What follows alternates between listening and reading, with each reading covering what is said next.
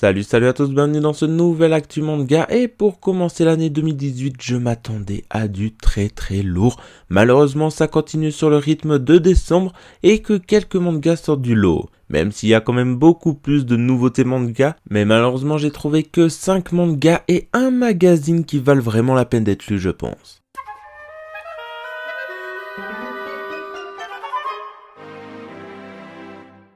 Et on commence les nouveautés avec le shonen I Love You So I'll Kill You. Kamishiro est un adolescent qui aime prendre soin des plantes du lycée avec son ami Mika, dont elle ignore ses sentiments. Mais un beau jour sa vie va être totalement bouleversée, puisqu'alors qu'il intervient lors d'une agression dans la rue, un curieux virus va ainsi le contaminer. Dès lors, de terribles envies de meurtre l'envahissent en présence de Mika.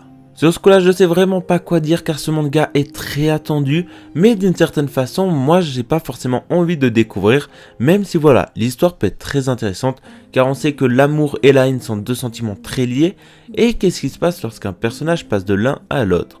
Donc voilà, je pense que l'histoire peut être très intéressante, mais je reconnais que c'est un manga que j'aurais plus classé en tant que shoujo que shonen. En tout cas, pour ceux qui aimeraient découvrir I Love You So I'll Kill You, sachez que le premier des 6 tomes sortis actuellement au Japon sortira le 10 janvier chez les éditions Soleil.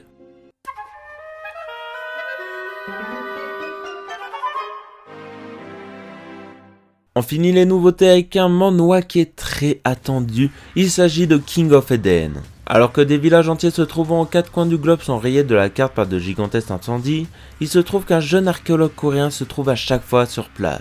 Ce qui fait rapidement de lui auprès des services de renseignement internationaux le suspect numéro 1. S'engage alors une poursuite effrénée entre le docteur Izuki et le fameux archéologue coréen. Encore une fois, je parle d'un manga très attendu ce mois-ci, mais que moi je n'attends pas spécialement car l'histoire ne me chauffe pas tant, mais voilà, c'est une histoire qui a l'air plutôt intéressante, il s'agit d'une sorte de policier d'horreur et de suspense, et vraiment voilà, je pense que ça peut être très sympa comme type de manga. Après il faut aimer les mangas où on se retrouve au milieu d'une course-poursuite entre deux personnages et sur les recherches d'indices, ce qui n'est pas trop mon truc.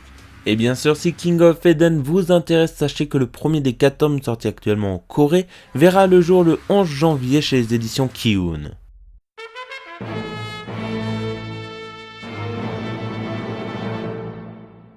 En ce qui concerne les spin-offs, ce mois-ci, il n'y en a qu'un seul et il s'agit d'un artbook pour Fairy Tail, encore un artbook pour la série de Hiro Mashima, mais cette fois-ci c'est un artbook vraiment basé sur le dessin, avec pas mal de dessins inédits et en couleur, ce qui est plutôt intéressant, et en plus il y a un interview pour les 10 ans de la série du mangaka, donc je pense que ça peut être vraiment intéressant pour les fans de la saga, et puis de toute façon voilà, c'est Fairy Tail, c'est un énorme manga, et si on aime ou pas, on est obligé d'admettre que Fairy Tail fait partie des grands mangas, donc un artbook pour cette série ça fait toujours plaisir. Fairy Tail verra son artbook sortir le 24 janvier chez les éditions Pika.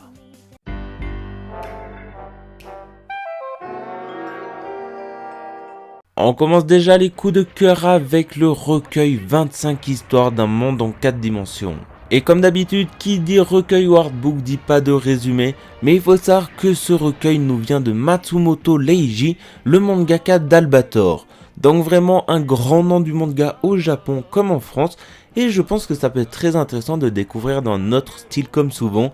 Et puis voilà, voir un manga dans lequel se trouvent 25 histoires, c'est quand même quelque chose de plutôt cool, puisqu'on découvre des univers différents dans le même manga, et on va dire que c'est quelque chose de plutôt sympa, de pouvoir lire des histoires courtes et ne pas être obligé de partir sur des dizaines de tomes.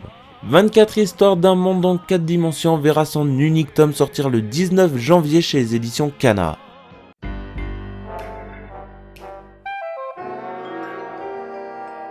Mon second coup de cœur est le seinen Souvenir d'Emanon. Alors qu'un jeune étudiant est sur le chemin du retour après un voyage d'errance, il fera une rencontre plutôt particulière lors de son passage dans le ferry.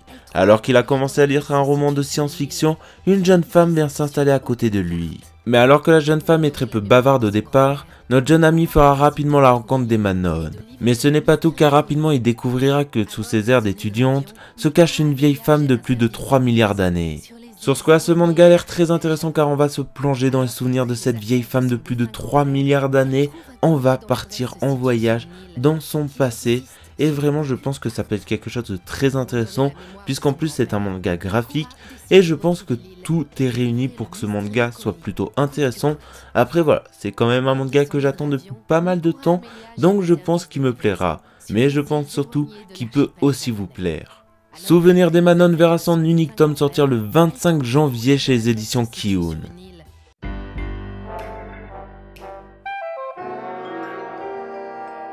Et pour finir, mon ultime coup de cœur est un magazine, et il s'agit tout simplement du One Piece Magazine qu'on attend depuis tellement longtemps. Je sais que ça peut être particulier de finir par un magazine, mais je l'attends tellement depuis longtemps. Depuis que j'ai appris qu'il allait sortir, je suis vraiment impatient de l'avoir entre mes mains, puisque voilà, va y avoir tellement de choses, que ce soit des illustrations inédites, des interviews d'Oda, mais surtout l'histoire sur Ace, le spin-off, le fameux spin-off sur Ace, qui est sorti en juin au Japon, et vraiment hâte de découvrir ça. Bon, encore une fois, je rappelle que ce magazine est en édition limitée, et que voilà, va falloir quand même se dépêcher pour le récupérer, mais personnellement, moi j'ai vraiment hâte de pouvoir le lire. Et pour tous les fans de One Piece comme moi, le One Piece Magazine sortira le 24 janvier chez les éditions Glénat.